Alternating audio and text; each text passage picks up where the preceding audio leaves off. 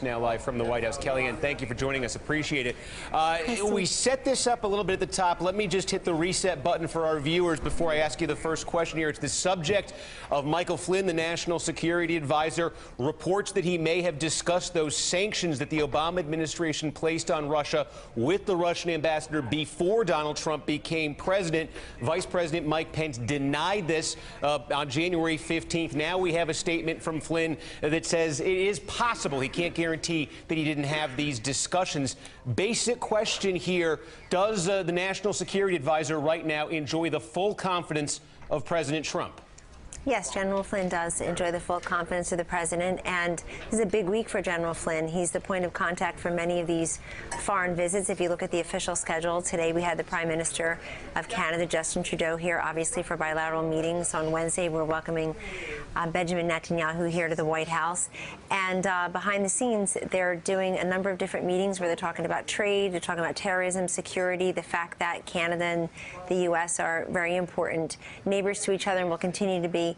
And obviously, the National Security Advisor is a very important point person in those discussions. General Flynn has said he can't recall, and that he had about 30 phone calls with I guess, leaders at the time, and since then 70, I'm told, with different leaders, and I'll just leave his comments at that. But by saying that he enjoys the full confidence of the president, these two questions that are out there: one, whether he had a conversation before Donald Trump became president that involved the sanctions, and two, whether he misled or provided false information to the vice president, to Mike Pence, who then went out there and said, hey, this type of conversation never took place. By saying he enjoys the full confidence of the president, are you saying you're satisfied that he did not have those conversations, that he did not mislead the vice president?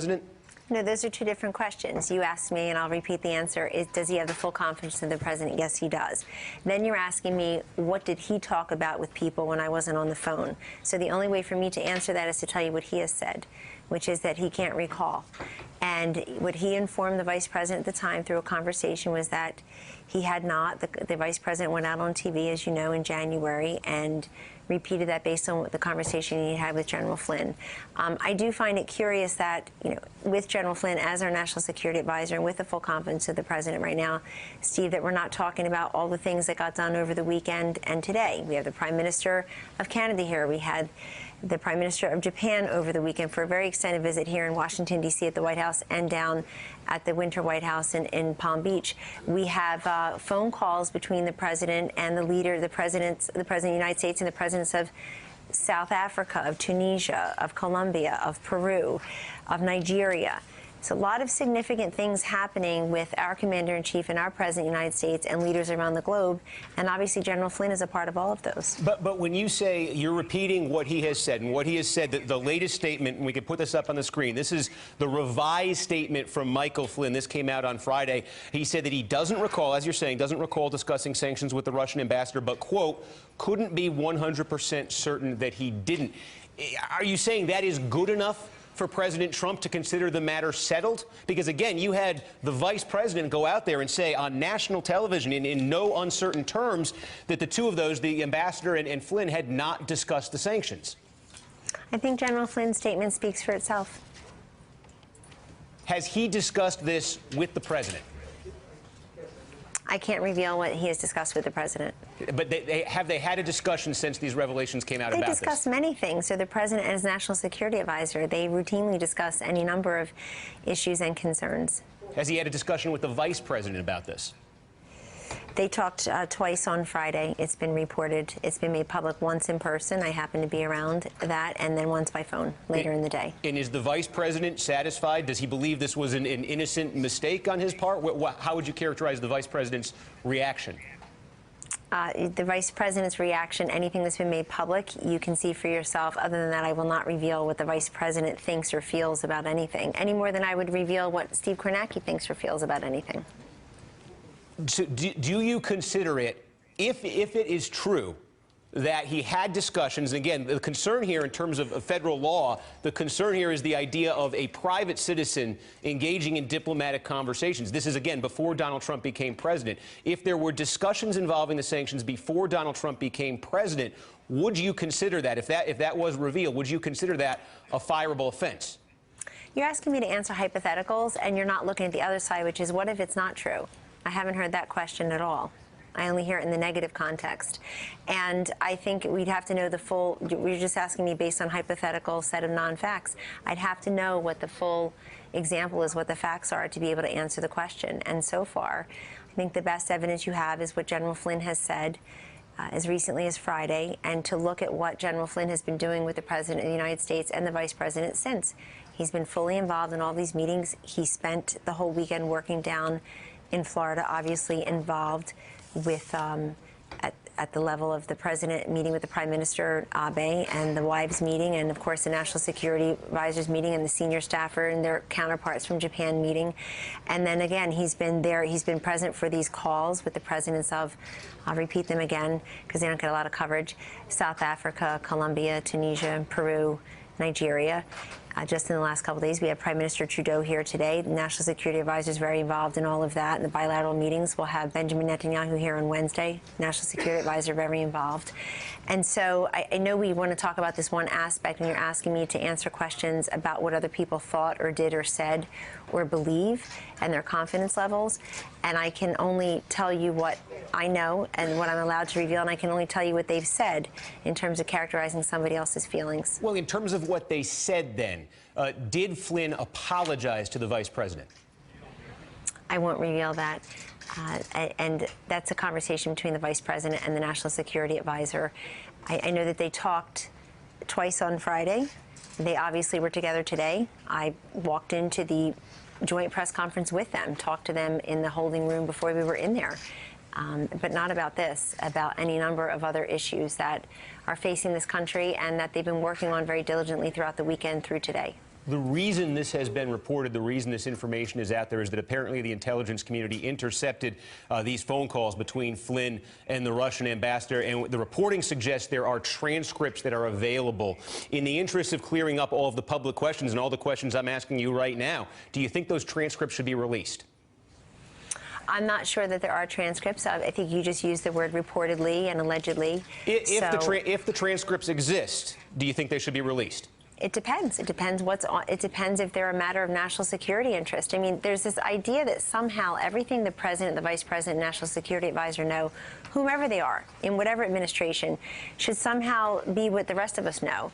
And that's just not true, and it shouldn't be true. They should always have information that we don't. But in the case of these transcripts, again, would have to know what the context was, would have to know what's in them, what they're relevant to. I mean, we're putting conundrums on top of hypotheticals, on top of conjecture here. We take it all very seriously, but I think we're having the same conversation 7 different ways respectfully, and ignoring all the other things that the National Security Advisor, President, Vice President, and this administration are doing together for the good of the people. I want to ask you, too, about what one of your counterparts in the administration, Stephen Miller, another top advisor to the president. He made some news yesterday on the Face the Nation, one of the Sunday shows, and he was talking about the president's immigration executive order, about the court ruling, the refusal of the court to lift the temporary stay in place on the enforcement of that order. And Stephen Miller said, I think we could put this up on the screen, the end result of this is that our opponents, the media and the whole world, will soon see, as we begin to take further actions, that the powers of the president to protect our country are very substantial and will not be questioned. That phrase right there, will not be questioned, has received a lot of attention since he made that on Sunday. It's raised the question, and I'll give you a chance to answer it here. Does the White House, does this administration respect the power of the courts to review presidential decisions? Yes, they do, and Stephen Miller does as well. What he was saying is will not be questioned. I think what he means is it's a lot of latitude, great authority, and in the case of this president, President Trump, Steve, he believes he doesn't just have the authority under the statute 1882 in the Constitution. He believes that he has the duty and the responsibility to protect our homeland and our citizens and our interests and our allies, and that's what he's doing here. We are fully confident we will prevail on the merits. And I believe what my colleague Stephen Miller is saying is that as this is either adjudicated through the courts or another executive order is issued or the high court takes it up, whatever the corrective course and whatever the remedy ends up being, that we'll have to dig into something that's not yet been dug into, because we were talking about a TRO. Here we'll be talking about the merits. We'll be talking about, does a president in fact have the type of constitutional and statutory authority that would allow him or her to exact this kind of this kind of temporary halt on travel from 7 narrowly prescribed countries, protecting those who have the LPRs, the legal permanent residents who have the green cards, and making clear why this would be in effect for a temporary amount of time, what it is the president is trying to protect, who the president is trying to protect, what he is trying to accomplish. And of course, we respect the 3 branches of government. We're federalists here, and we respect the 3 branches of government. They are separate and equal. They are independent of each other. They are checks and balances to the other. So far, a lot of the coverage has been on the court and what the court has done. And there hasn't really been as much coverage as to, in my view, as to what the Constitution and the statute provides the executive in this case. In terms of the enforcement of the order, the potential for a new executive order being issued, you just mentioned that as well. You also mentioned the idea of protecting green card holders, permanent residents who maybe were away when the issue was put down, protecting their ability to get back in the country. That was not part of the original order. Was that a mistake, not providing explicit protection for green card holders? Well, the clarification was very important because this country we have an interest in full and faith execution of our green card program, otherwise known as a legal permanent residence. I mean, if that's your status, then you were not meant to be included in this particular executive action. That has long been clarified, and I would submit to you at the time, the numbers may be slightly different now, but basically a day or two, maybe the day or two after this originally was executed, there was as many requests and waivers that were requested were granted to those green card holders. So I'm just laying out there that there are a number of different options and where we go from here. But regardless of the option and regardless of the form that the next step takes, we will have this adjudicated on the merits. People will have to look at the statute. Court will have to look at the statute.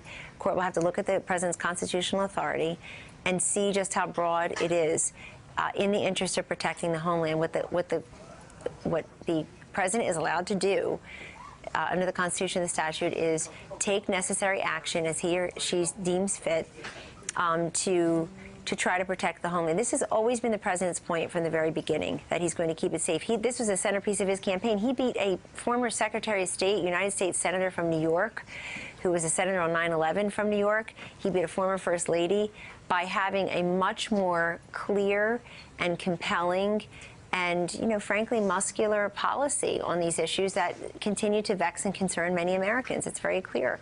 If you get past all of the, I think, the hyperbole and some of the hysteria, and you actually look at what Americans think of some of the underlying policies and what they think presidents should be doing, the president's first role is to protect its people, and that's what President Trump's intention is here. Okay. Kellyanne Conway, counselor to the president. Thank you for taking a few minutes. Appreciate it. Thanks for having me, Steve. Take care. Thank you very much. Hey there, I'm Chris Hayes from MSNBC. Thanks for watching MSNBC on YouTube. If you want to keep up to date with the videos we're putting out, you can click subscribe just below me or click over on this list to see lots of other great videos.